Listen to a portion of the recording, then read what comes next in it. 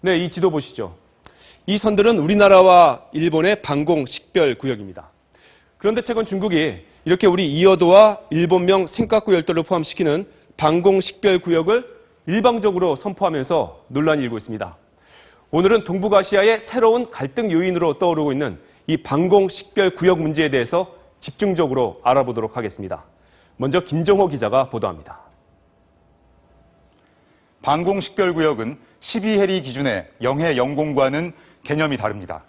자국의 안보를 목적으로 비행체를 빨리 식별하기 위해 임의로 설정한 것이라 국제법적 근거가 없고 따라서 주변국의 관할권 행사를 강요하는 건 어렵습니다.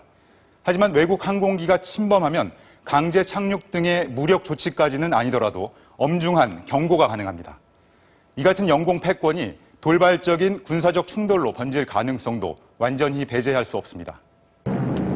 우리는 1951년 한국전쟁 당시 미 태평양 공군사령관이 중공군 기습에 대비해 방공식별구역을 설정했습니다. 독도 동쪽 바다와 제주도 남단 마라도까지 포함했지만 이어도는 빠졌습니다. 일본은 1969년 이어도까지 포함시키면서 한국 방공식별구역과 맞닿은 구역을 설정했는데 우리 정부가 이를 문제 삼고 구역 조정을 요청했지만 일본은 협상을 거부하고 있습니다. 우리도 새로운 방공식별구역을 일방적으로 선포할 수 있지만 그럴 경우 일본이 독도를 포함하는 구역 재설정 등 갈등이 예상돼 구역 확대가 쉽지 않습니다. 이런 상황에서 중국이 지난 23일 일방적으로 한국, 일본 구역과 겹치는 방공식별구역을 선포했고 미국은 중국 구역에 핵무기를 탑재할 수 있는 B-52 폭격기를 띄웠습니다. MBC 뉴스 김정호입니다. 네, 그러면 이 방공식별 구역을 둘러싼 갈등에 이어서 중요한 이해가 걸린 미국, 중국, 일본을 연결해서 좀 더 자세한 상황 알아보겠습니다. 먼저 워싱턴부터 연결합니다.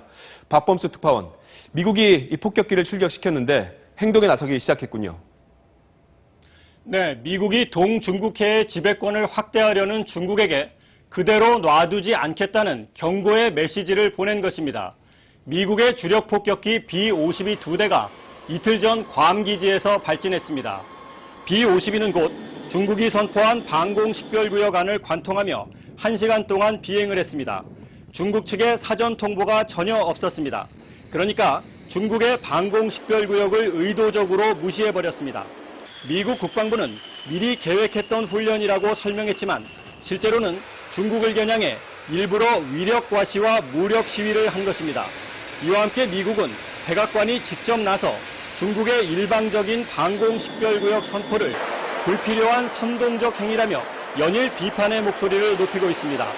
동중국해에서 미국의 패권에 도전하는 중국의 움직임을 용납하지 않겠다는 뜻으로 풀이됩니다. 지금까지 워싱턴에서 전해드렸습니다.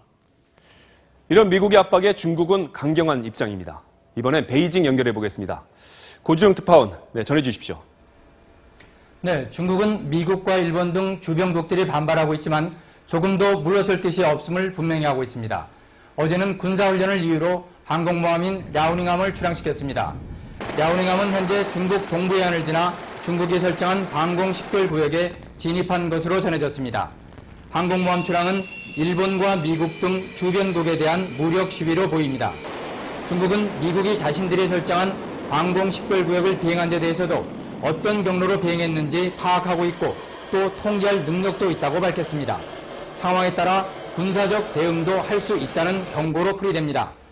중국은 오늘 한 발 더 나가 방공식별구역을 다른 지역에까지 확대할 뜻이 있음을 밝혀 자신들이 설정한 방공식별구역을 기정사실화하려는 뜻을 분명히 했습니다. 지금까지 베이징에서 전해드렸습니다. 이번에는 일본으로 가보겠습니다. 이명서 특파원, 일본 반응은 어떻습니까? 네, 일본은 자국의 방공식별구역을 태평양의 오가사와라 제도까지 확대하는 방안을 검토하고 있습니다. 또 한국과 대만 등의 중국의 철회를 요구하는 공동행동을 제안할 움직임도 있습니다. 미일 동맹을 근거로 아베 정권의 구상을 밀어붙이는 기회로 삼고 있습니다. 새로운 방위 지침인 신방위 대강에 중국을 겨냥해 상시 감시 능력, 낙도 탈환 능력 강화를 적시하기로 했습니다. 논란의 법안도 위기를 강조하며 재빨리 처리해 국가안전보장회의가 다음 주 발족하고 기밀 누설죄 형량을 대폭 늘린 특정비밀보호법도 곧 시행됩니다. 집단적 자위권과 개헌의 정비 작업을 동아시아 경랑의 틈 속에서 신속히 마무리하고 있습니다. 지금까지 도쿄에서 전해드렸습니다.